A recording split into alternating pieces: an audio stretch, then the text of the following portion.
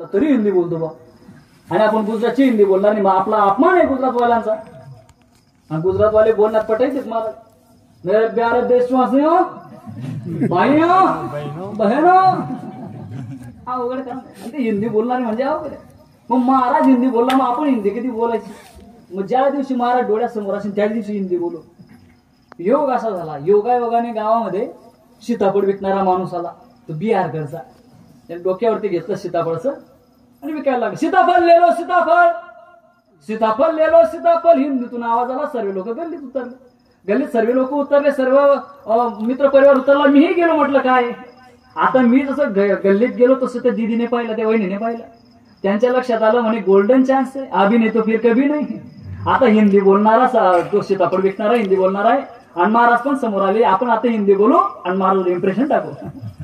मग ते सीताफळवाड्याजवळ गेली. 20-25 लोक अंगणात, मी अंगणात. आमच्या सर्वांच्या समोर त्या सीताफळवाड्याला त्या वहिनीने विचारलं, भैया एक सीताफळ केवढे को दिया.